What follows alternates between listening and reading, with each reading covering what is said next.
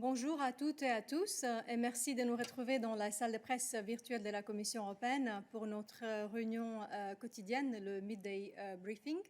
Nous sommes le jeudi 30 juillet.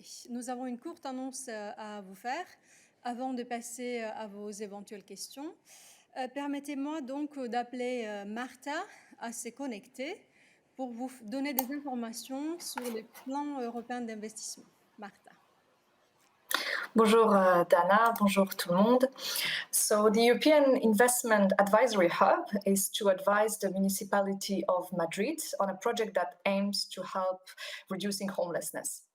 This project will enable vulnerable groups residing in temporary accommodation to access social services and become independent. This would allow them in turn to leave those facilities more swiftly and then also allow a greater number of vulnerable people to access such accommodation.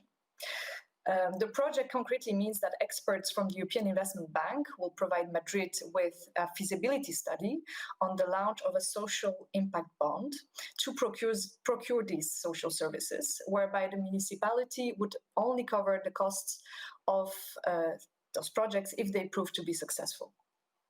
The Advisory Hub is a core part of the Investment Plan for Europe, and it is funded by the European Commission and the European Investment Bank. It provides tailored advisory support and technical assistance to projects promoters to get their investment projects off the ground and ready for financing. And to recall, the Hub has already provided or is in the process of providing comprehensive advisory support to 500 projects across the EU. By the end of 2019, more than 150 Hub-supported projects had applied for EIB financing, with an estimated project value of around 34 billion euros. Around half of these projects are applying for financing under the European Fund for Strategic Investments. And as usual, you will find more information on the project in Madrid in our press release, which is online already. Thank you very much. Merci beaucoup, Marta. We now open the floor to your questions, should you have any. And I already see an interest from Anna to ask a question. Anna Fandensky, the floor is yours.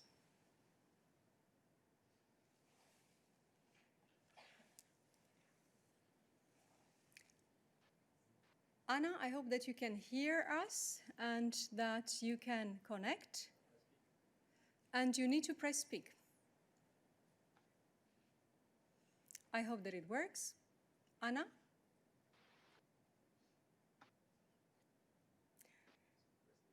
If we do not have you online, we will give the floor now to Dusan, and we will try to come back to you, Anna, a bit later when you sorted out your connection problem. So, Dusan. Yes, hello. I hope it works and that you can hear me. I have a question on Belgrade-Pristina dialogue. There is a meeting today on the expert level, and I guess that would be go to Peter. So the question would be, what can be said about the topics and the timing of this meeting today? Secondly, Peter has already denied some media speculations that draft agreement between two sides will be presented today. But could you say more in general, because it was not only media speculations, we had the president of Serbia and also Prime Minister of Kosovo talking about this draft. I mean, is this draft, even though it will not be presented today, already in preparation? Thank you. Thank you, Dusan. Thank you, Dusan. Hi, Dusan. Thank you very much. There's not much I can say. This second expert level meeting within the framework of the EU-facilitated dialogue between Pristina and Belgrade is a process. The process started or was restarted, the dialogue restarted at a high level with two meetings earlier this month and continues with expert level meetings. Today is the second meeting. The first one, expert level meeting, was last week. So since this is ongoing process, it's not our habit to comment on those ongoing processes and working ways, because this is how the negotiations are conducted in the world of diplomacy. I can say only that today's agenda includes two topics. One is displaced persons, and the second one is economic issues.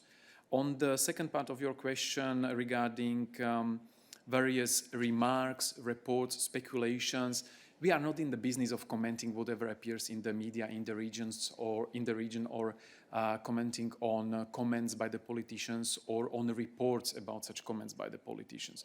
This is, as I said, it's a process. The process is conducted both, I mean, on the highest level with the meetings. The 2 meetings at the highest level took place at the start of this month. Next one between the Prime Minister of Kosovo and President of Serbia is planned for September.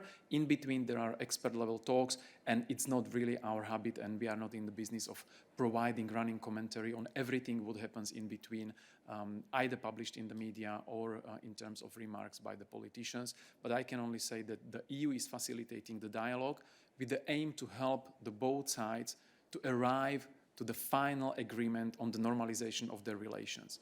This agreement will be done and ready for signature once both parties agree on all outstanding issues and agree that the normalization can proceed in form of signed agreement. But we are in the process, and the process is still ongoing, so I would not jump ahead to any conclusions at this stage. Thank you very much, Peter.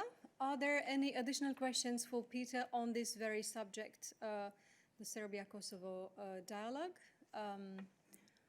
So I understand that Jack and Patricia would also have questions for Peter on the subject. So if that's the case, please keep your hand raised. If that's not the case, please unraise it. So yes, I see a few hands unraised. Therefore, the floor now goes to Marina, whom I understand is asking a question about this. Yes, thank you, Dana. I have a follow-up question for Peter on this.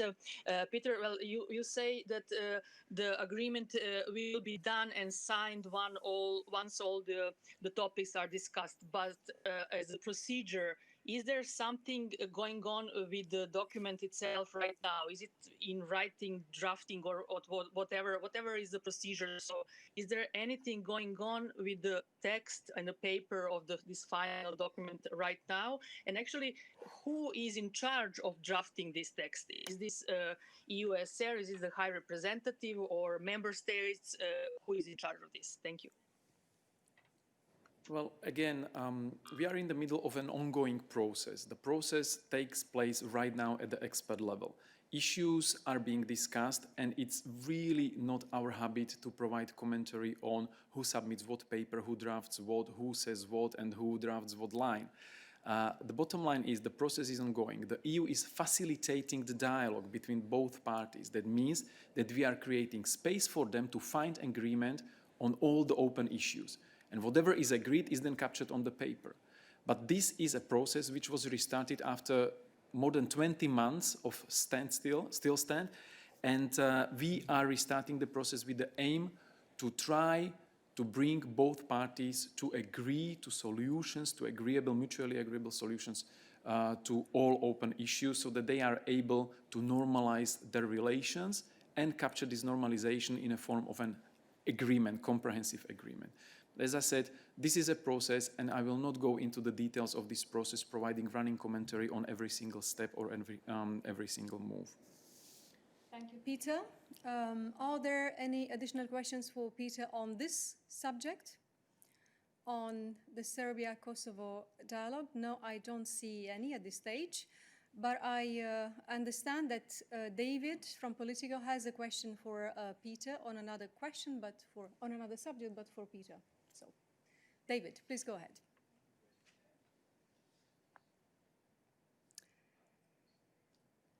Yes, David, can you hear us? There we go.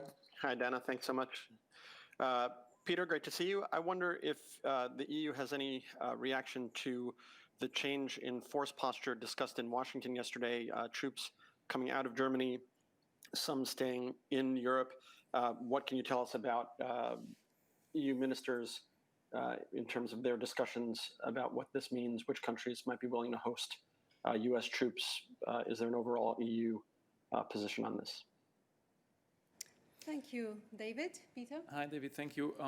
US is a NATO member, and the recent announcements concern the military deployments within the framework of the NATO membership of both the country which decides and the countries which are hosting. So it's not really up to the EU to comment, although, of course, we are watching with interest all the developments that affect European security. But since we are two different organizations, it's not really up to us to comment on the decision of the US administration, which stems from its membership in the NATO alliance.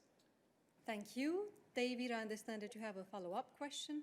If I could just push you a little bit, Peter, I mean, we've seen the NATO-EU dialogue increase quite a bit in recent months, often precisely because of unilateral actions by the US. And so I wonder if in that context, you might consider that it is appropriate for the EU to have a comment here, but also in light of some of what we saw in the budget deal and how security lines appear to be decreased from what the Commission had proposed. Are we seeing some change here in the sort of EU outlook on security and defense that in fact an initial instinct maybe earlier this year, late last year, toward really stepping up EU work on the security and defense front, is that changing? Is there a sort of political retreat there perhaps, since you don't seem to be so, I hear you say you're interested, but not so interested enough to comment? Peter. On the first part of your follow-up question, again, this is the decision of the US administration, so really not for us to comment, and it affects deployment of their troops at the territory of other NATO members. On the second part of your question, these are all relevant questions, but again, no change there. You might be interested in following then the informal meeting of the defense ministers towards the end of next month, when they might touch upon all the developments which happened since their last meeting, and that includes also the budget issues and the security and defense strategy. But at this stage, I cannot say that there would be any change, and I wouldn't link these two things as you made the indirect link, of course. Thank you very much, Peter and David. I understand that Mose has a question which I suspect is for Peter. So if that's the case, Mose, please go ahead. Mose? Yes, thank you, Dana. Yes, I also have a follow-up question to Peter. I would like to ask for some kind of clarification on Peter's statement yesterday when he was asked in the last minute by you on the situation in Libya and the rescue of migrants in the sea. If I understand what Peter said yesterday, he confirmed that according to the Commission, Libya is not considered as a safe country. But on the other hand, in order to, let's say, ensure sustainable solution of the migration problem, there first needs to be a political solution in Libya, which seems to be far off now. But in the meantime, what happens in the meantime? Because according to the media reports, the many boats with migrants in the sea, and they are not rescued or not allowed to embark in Malta and Italy. And then you're pushed back to Libya and to the Libyan Coast Guard. So I just don't understand why EU can't do more to rescue them, although there is still no political solution in sight in Libya. That is my question to Peter. Peter. Thank you, Mose. Maybe to clarify, there are no pushbacks from Italian or Maltese waters, into the Libyan waters, basically into the arms of the Libyan Coast Guard. Libyan Coast Guard can operate only in the territorial waters of Libya. And what they do in cooperation with us is trying to save people. Those people who embark on the dangerous journeys organized by reckless smugglers and people traffickers, endangering these people, putting them on boats which do not comply with basically any safety requirements. So these people are risking their lives embarking on this journey across the Mediterranean, and if such boats are spotted in the Libyan territorial waters, the Libyan Coast Guard takes care of them, or if there is a need for search and rescue action, the Libyan Coast Guard is sent and brings these people on the coast. This is the standard practice. Of course, I mean, Libya is not considered a safe country. I mean, look at the conflict there. We were discussing this not only yesterday, but we've been discussing it over the last few months, that the situation in Libya is really bad, And that's why we are repeating our appeals and increasing our diplomatic efforts to try to contribute to the solution, to finding the political settlement to the crisis, trying to establish the ceasefire. And we launched Operation Irene as a concrete expression of EU's determination to contribute to the problem, namely enforcing the UN arms embargo, because the constant flow of weapons is fueling this conflict and making it possible that it continues. So we try to cut the flow of weapons or reduce the flow of weapons. That's on one hand contributing to the political solution, on the other hand the cooperation with the Libyan Coast Guard in saving people who are already on this dangerous journey. So I hope that this explains a little bit the nature of our cooperation with the Libyans. And when it comes to situation with Maltese and Italian authorities, this is maybe more for Adalbert to comment. But the bottom line is that we are concerned, of course, we care for the refugees, for the migrants, and our priority in terms of dealing with migration, specifically in the context of Libya, is to primarily save lives. Thank you, Peter. That was very clear. I will now invite you to ask additional questions to Peter, if you have any, to raise your hand if you have this wish. So I don't see a hand raised, except for Anna's hand. So Anna, do I understand correctly that you want to ask a question to Peter? If that's so, I will readily give you the floor. No, that's not the case. So yes, no additional questions for Peter, so thank you for that, Peter. And now we go to Anna. Anna, please go ahead. Bonjour Dana, bonjour tout le monde, merci pour la question. Thank you very much for the question. I would like to ask about the tweet, this morning tweet of High Representative Borrell, because he referred to dramatic situations of migrants and refugees. And he said that there will be additional measures to help them. It's the first part of the question. But also, I would like to draw your attention to a dramatic economic situation in Africa because of standstill of tourism. They lost 150 billion euros because there are no tourists there.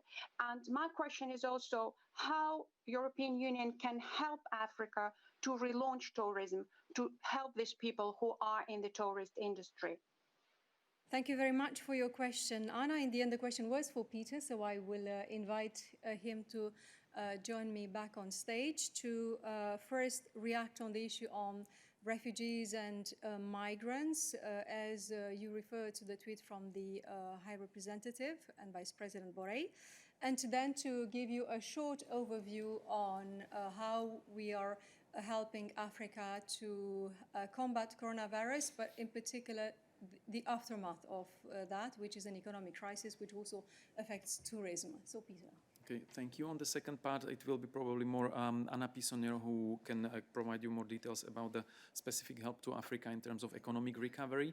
On the tweet by High Representative, what he said was basically that we will enhance further our efforts to address the dramatic situation of the migrants and protect these persons from the criminal bands that prey on them.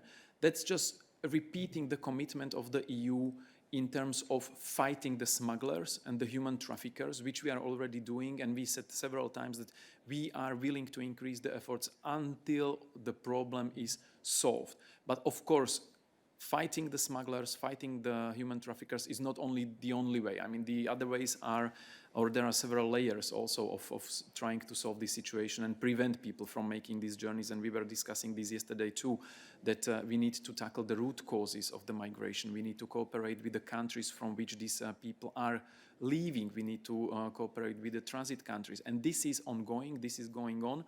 And we are determined to enhance the cooperation even more in order to achieve results in terms of reducing the number of people who are embarking on these dangerous journeys, reducing the number of people who are forced to leave their homes, and making sure that those who leave are not exposed to this disgraceful and outrageous treatment and exploitation by the smugglers and traffickers.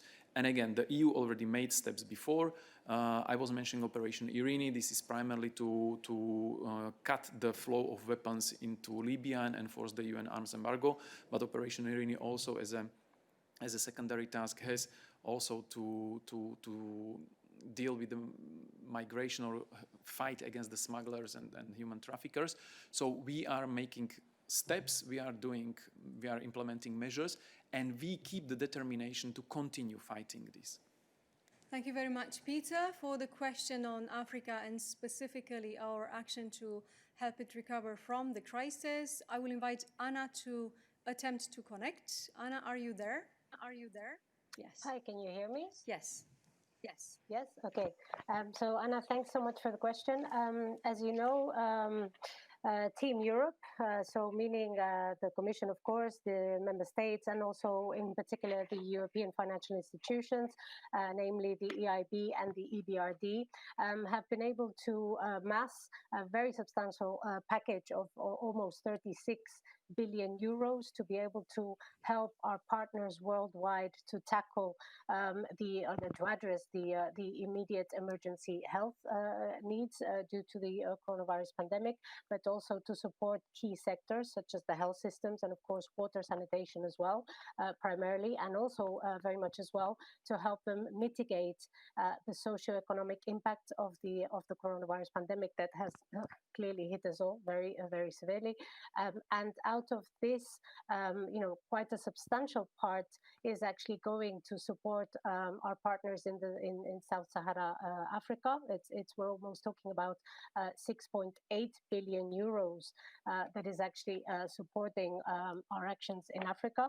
And if you would like a little bit more breakdown in terms of what goes for immediate needs and economic support, we can say that about 128 million is actually helping to tackle the emergency response. About 2.2 billion is going to strengthen the health, water and sanitation systems, and about 3 billion, a little bit over 3 billion is going to help tackle the consequences, the socioeconomic consequences in Africa. So for sure, Africa is a big priority for Europe. I think that the figures show, and I think that it's safe to say that Africa will continue to be a priority in the future for us. Thank you very much, Anna. Are there additional questions for Anna as she is online with us now? I don't think that Jack's question is for Anna because I see indications that it is on migration. So if that's the case, Jack, you can please unraise your hand. Yes, this is the case. No questions for Anna. Therefore, I will give the floor to Patricia, who's been waiting for a while. Patricia, go ahead. Thank you very much, Dana. In the meanwhile, since Peter spoke, I have another question. So I have one question for Peter and one question for Adalbert. So he was talking about Operation Irene, and obviously he was saying that tackling the network, the smugglers network, is also a task, but it's a secondary task, as we all know. But my question is, Operation Irene is operating in waters where there are no migrant smugglers. So, I mean, is there a plan to change something in the waters where the Operation Irene will go with his ships, or what is the plan? Thank you. Peter, please, on plans regarding Operation Irene. Yes, no change of plans, of course, no change of operational mandate and area of operation. And indeed, you are right that Operation Irene is operating in the area which was not used until now by the smugglers. But again, this was mentioned as an example of what the EU do or can do when there is determination to tackle a problem. And we all know the nature of crime, the nature of criminals and the smugglers. Once you undercut one line or one transportation route, they will try to find another route. So the fact that right now there are no significant streams of smugglers or migrants through the area of Operation Irene, it doesn't mean that it might not happen in the future as they adapt to all the other measures we are taking as a not secondary task, but as a primary task in cooperation with partners. So briefly, no change in the operation, no change in the mandate. The secondary task was formulated also in view of possible future developments and reflects the possibilities that might come into reality later on. Thank you very much, Peter. Now we are ready to change subjects and we are going to talk about migration. So, Patricia, your second question, please. Yes. Thank you very much, Dana. So basically, the point is that there are lots of arrivals of migrants right now on the central Mediterranean route to Italy, specifically to Sicily, and the situation is becoming pretty much unsustainable. So I would like to know if you are aware of the situation, if additional help is being planned, and if there is any idea to redistribute all these people that have started to arrive. And there's also a problem with the fact that many of them have COVID, so and they try to run away all the time, and this is a big issue. Thank you. Thank you, Patricia. Indeed, this is a situation which we follow very closely, and Adalbert will provide us with our reaction. Adalbert, are you there? Yes. Go ahead. I am indeed. Hello, and thank you for this question, Patricia. We are indeed very much aware of the situation. We follow all the movements in the central Mediterranean very closely, and also the situation in terms of reception. And indeed, as you pointed out, in certain places, and particularly in Lampedusa, there are significant challenges. Now, it is, of course, in the first instance for the Italian authorities to deal with those challenges. However, the Commission is also there to provide assistance. We have provided Italy with over €1 billion in migration management assistance since 2015, which includes also over 290 million in emergency assistance. We have currently almost 300 officers from EU staff on the ground. And more help is also available. Recently, we agreed to a proposal from Italy's Ministry of Interior to use up to €9 million in EU contribution under the Internal Security Fund to address needs related to the pandemic in the area of border management, including for the first reception centers. So we of course also remain at the disposal of the Italian authorities if there are further requests. We also, as you know, continue to coordinate relocation of people following search and rescue. And in this respect, I have to add that currently we are coordinating a number of operations, but while contacts are ongoing with the member states, the participation of a substantial number of member states is currently missing. So given the particular urgency to continue to find solutions during the summer period, the Commission strongly encourages all member states to participate in a spirit of solidarity and collective responsibility for managing migration in Europe. And then about the specific angle that you raised relating to the virus, I would maybe recall that, first of all, of course, as we always say, public health, safeguarding public health, including in the context of migration, is the responsibility of member states.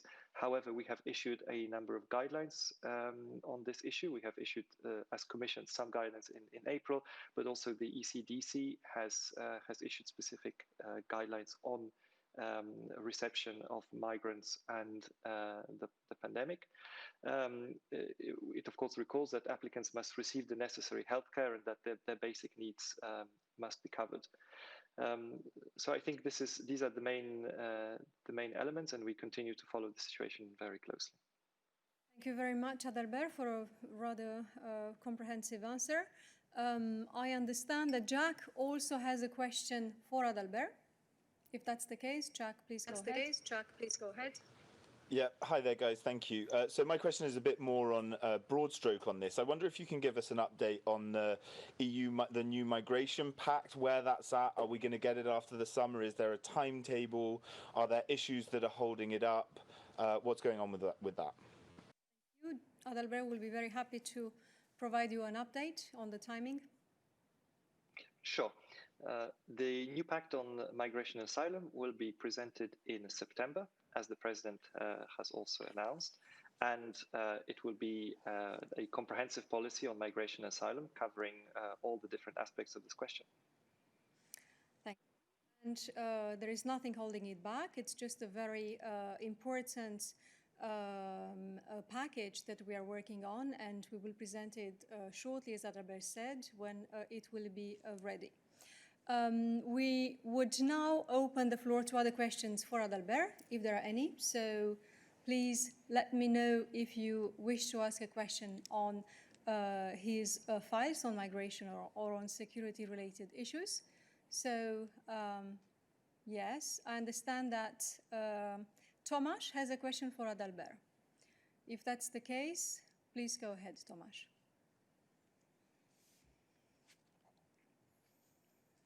For Adalbert, as I understand. So the recent decision by the European Commission to reject some funding applications from Polish towns because of the declarations of LGBT-free zones led to the quite harsh criticism by some members of Polish government of including the calls to make Poland, the whole Poland, into the LGBT ideology-free zones and accusing European Commission of breaking the freedom of thought and speech of people in these towns. So my question is, if European Commission stands by its decision to reject this applications from Poland, and what would be your answer to this criticism by the Polish government's people? Thank you very much, Tomasz. On this, allow me, before giving the floor to Adalbert to refer to the specificities of the projects that you referred to, allow me to give you the position of President von der Leyen on this. Our treaties ensure that every person in Europe is free to be who they are, live where they like, love who they want, and aim as high as they want. I will continue to push for a union of equality. This is the end of the short statement from President von der Leyen. I would also want to remind you that Commissioner Dalli is working on a strategy for LGBTI plus equality, and the strategy will be presented later on this year. But now I give the floor to Adalbert to refer more in detail to the specificities of the projects that you refer to. Adalbert, are you there? Thank you. Thank you very much, Dana. I do not have any specific update as to what happened with this particular procedure. I think the situation is pretty clear. I can maybe simply recall what has happened, which is that on the 6th of July, the agency that executes this particular program requested clarifications from 8 applicants that submitted projects under the town twinning part of the program. And these 8 applications involved Polish local authorities or non-Polish authorities, Polish partners, which had adopted resolutions of discriminatory nature regarding LGBTI rights. And the call for proposals for this program stipulates that it should be accessible to all European citizens without any form of discrimination on grounds of sex, racial or ethnic origin, religion or belief, disability, age, and sexual orientation. And so following clarifications received from 7 out of the 8 applicants, 6 applications have been rejected because the answer given by the legal representative of the project did not provide the evaluation committee with sufficient assurance that the project would be in line with those objectives and the general features of the call. So this is the current situation regarding these particular projects. Thank you very much, Adalbert. I see Tomasz's hand is still raised. So Tomasz, do you have a follow-up question on this subject? Yeah.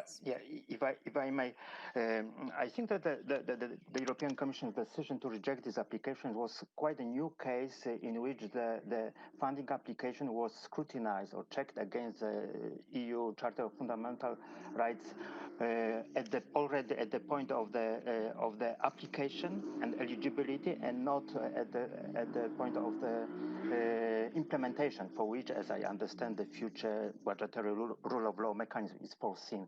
So my question is, since there are several dozens of these cities in Poland with these LGBT declarations, should we expect that every funding application, including in the framework of cohesion policy, will be scrutinized at the point of the eligibility against the non-discrimination of LGBT people criteria? Thank you. Thank you very much. This is something which would also pertain to the responsibility of Stefan, since it's about a cohesion policy. So I will first give the floor to Adalbert to cover the ground that he has, that he can in relation to this, how the selection criteria were applied at the level of eligibility. So Adalbert, perhaps something on that before we turn to the more specific aspects of cohesion policy.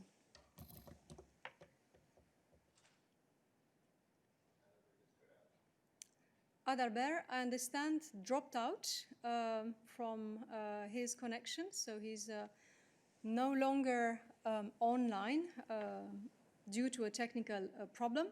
While waiting for him to reconnect, which he will do in due time, I would want to give the floor to Stefan on aspects related to cohesion policy. Hello, do you hear me? Yes, we can hear you. Okay, so thank you very much for this question. Well, as regards respect of these rights, including the Charter of Fundamental Rights and the impact on EU funding, we can only reiterate what we've already said in the past. Public authorities which receive or manage EU funding, including through cohesion policy funds, structural and investment funds, have to respect these rights. If a member state doesn't respect these rights properly, when taking actions or measures of implementation of EU law, this may constitute an irregularity. The Commission will, where appropriate, make use of the means it has to ensure that the funds are respected, that the funds are used in compliance with these rules. And I think this is rules that apply to cohesion policy and that remain applicable. Thank you. Adalbert is now back online. I see that. So in addition, and as a transition to giving the floor to Adalbert, I can also add that at the end of May, the Commission has sent to the communities, to the municipalities concerned in Poland, a letter asking about the use of EU funds and how any to inquire about any possible link between the LGDPI free zone resolution that was taken by those who would have an impact on the use of EU funds under cohesion policy. But Adalbert, if you are there, you can give us the latest state of play. Yes, I understand that the technical problems that Adalbert has experienced continue. So this is why we will now invite additional questions from other colleagues, and Adalbert will be back online to provide more details later. So are there any additional questions for us today? I see an interest from Nick. Nick, are you there?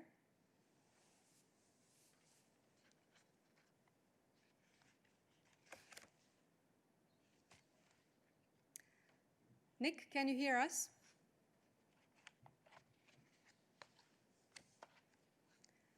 Well, it seems that Nick has a connection problem too. No, you are there, so please go ahead.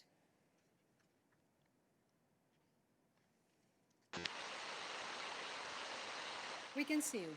We can see you. Brilliant, thanks. It's just a quick question on tax, actually, VAT. If the UK or indeed any other country wanted to temporarily cut VAT on alcoholic drinks, say to around about 5%, so at a very low level. Is that in line with EU rules as part of sort of, you know, coronavirus support to help businesses? Thank you.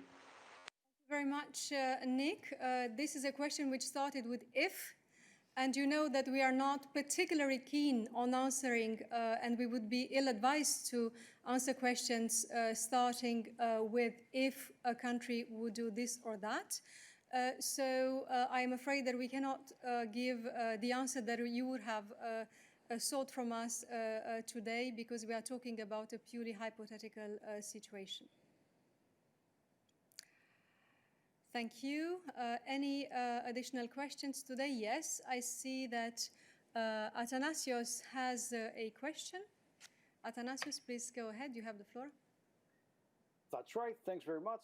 That's on foreign affairs. I will bring you back to Peter. Maybe he could answer.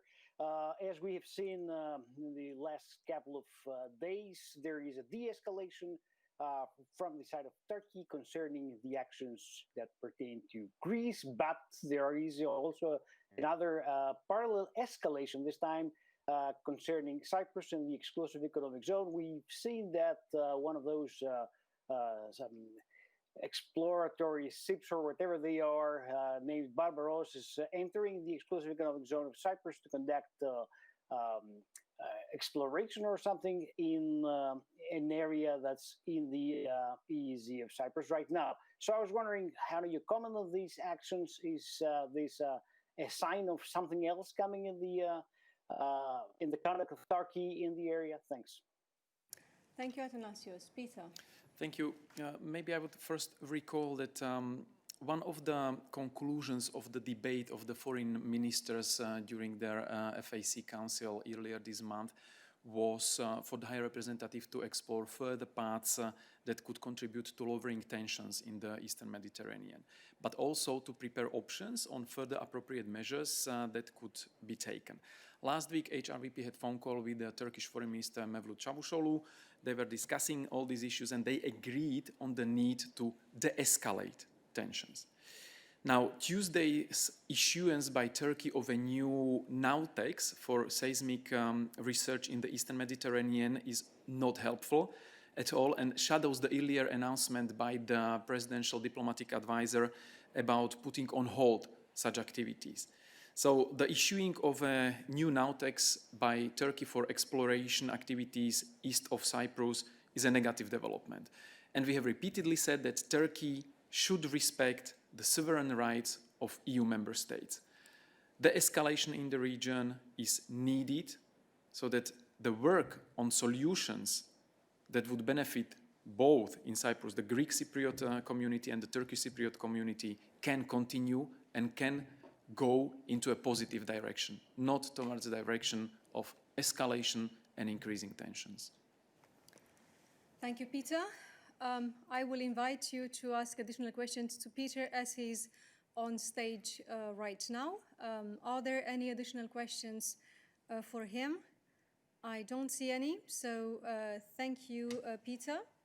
Are there any additional questions to us today? I understand that Oliver's mic is still not working, and for this reason he asks a question in the chat, which I will be happy to read out. It is actually a question which would be for Adalbert, but yes, so I hope that he re-established his connection in the meantime. So the question from Oliver concerns the EU list of safe third countries. Is it a good idea that Croatia is letting in US tourists again, although the US is not on this list? And what purpose, in the view of the Commission, does this list serve? So this was the question from Oliver Grimm. Adalbert, are you there? Hello. Thank you very much for your patience with my capricious internet, and thanks also for this question, Oliver. Our position on this list contained in the Council recommendation is constant, and I think relatively clear. We always emphasize that border control is in the interest not only of the member state at whose borders it is carried out, but of all member states that have abolished internal border controls. And member states should therefore ensure that measures taken at external borders are coordinated in order to ensure a well-functioning Schengen area. Now, of course, in the case of Croatia, given that Croatia is not currently part of the free movement area, the situation is different. However, the purpose of the Council recommendation is also to make sure that the EU as a whole, or even the EU plus area, as it is called, including Schengen associated states, applies a coherent approach. And therefore, we very much expect all member states to apply this Council recommendation. It contains a certain flexibility as to the application of the application of the list. Member states have the possibility not to open up non-essential travel to countries that are on the list. However, it is the effectiveness of this recommendation very much depends on member states not choosing to open up non-essential travel to countries that are not on the list. So we will continue to follow this situation extremely closely.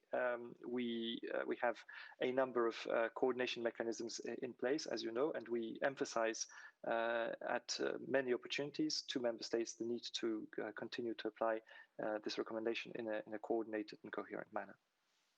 Thank you very much, Adalbert. I will now invite you to indicate your interest by raising your hand if you have any additional questions for us today on any other topic. That doesn't seem to be the case. So in this case, have a good afternoon and see you tomorrow.